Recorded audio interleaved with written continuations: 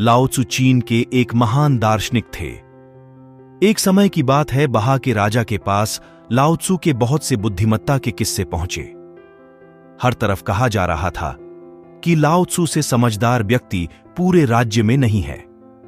राजा के मन में भी अब यह आशा जगी कि क्यों न स्वयं जाकर देखा जाए, ताकि कुछ अच्छा अनुभव प्राप्त हो सके। राजा लाओ त्सु से मिलने के लिए निकलता है। रास्ता कुछ दूर था।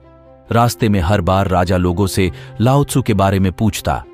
हर बार राजा को लाओ त्सु की बुद्धिमत्ता के किस्से सुनने को मिलते, जिसे सुन राजा और अधिक प्रभावित व उत्सुक हो गया।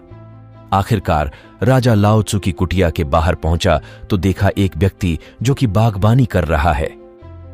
उसके वस्त्र मिट्टी से भरे थे। राजा उस व्यक्ति से लाओ त्सु के बारे में पूछता है। तब वह व्यक्ति राजा को कुटिया में बैठकर लाओ त्सु का इंतजार करने को कहता है। राजा कुटिया में बैठकर लाओ त्सु का इंतजार करता है। कुछ देर बाद लाओ त्सु कुटिया में आता है। तब राजा देखता है कि यह तो वही व्यक्ति है जो बाहर बागबानी में लगा था। तब लाओ त्सु राजा से आने का कारण पूछता है। तब राजा कहता है, मैंने आपकी बुद्धिमत्ता के बहुत से किस्से सुने हैं। मैं जिससे भी मिलता हूं वह यही कहता है कि इस राज्य में आपसे ज्यादा बुद्धिमान व्यक्ति कोई नहीं है। इसलिए मैं चाहता हूं कि आप मुझे कोई ऐसा ज्ञान दे जिससे मैं अपने प्रत्येक कार्य को सहजता, कुशलता से कर सकूं।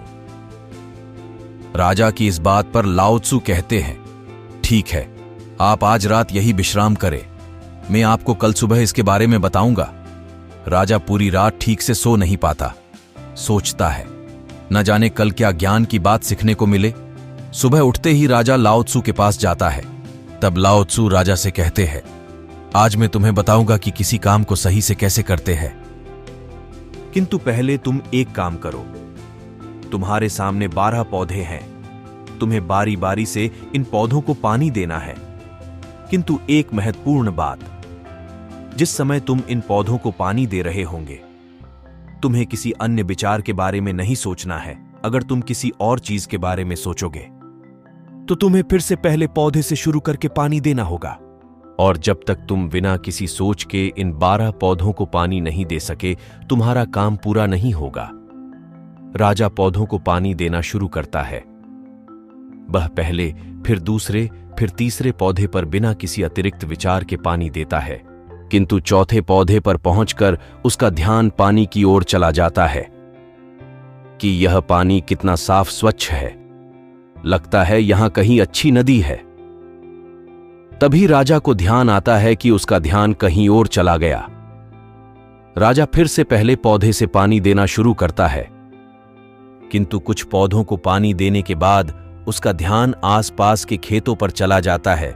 राजा सोचता है, यहां लगता है काफी अच्छी जमीन है, किंतु जमीन तो राजमहल के पास भी अच्छी है। तब राजा को फिर से ध्यान आता है कि वह कुछ और सोच रहा है। तब राजा फिर से पहले पौधों को पानी देना शुरू करता है, किंतु कुछ देर बाद उसका ध्यान फिर कहीं और चला जाता है। इसी तरह सुबह से शाम हो जाती है, किंतु राजा पूरे पौधों को पानी नहीं दे पाता, क्योंकि हर बार उसके मन में कोई ना कोई विचार आ जाता। राजा जितनी जल्दी करने की कोशिश करता, उसका ध्यान उतनी ही जल्दी किसी अन्य विषय पर चला जाता है। आखिरकार राजा हार मान जाता है तथा लाओ त्सु से कहता है कि मैं आपकी शर्त को पूरा नहीं कर पाया।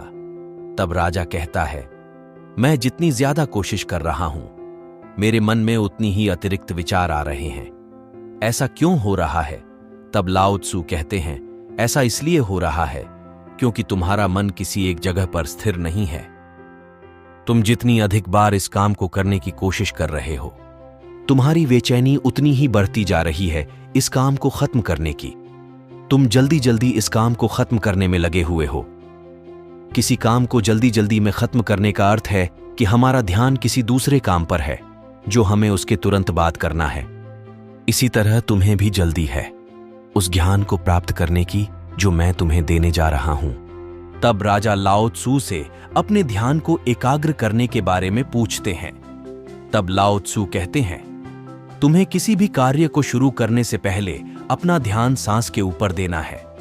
जब कोई काम कर रहे हो तो तुम्हारी पूरी कोशिश हो कि तुम उस काम को पूरी तरह से ध्यान लगाकर करो। अगर उस समय कोई अन्य विचार आए तो उसे तुरंत भगाकर फिर से उसी काम पर ध्यान लगाने की कोशिश करो।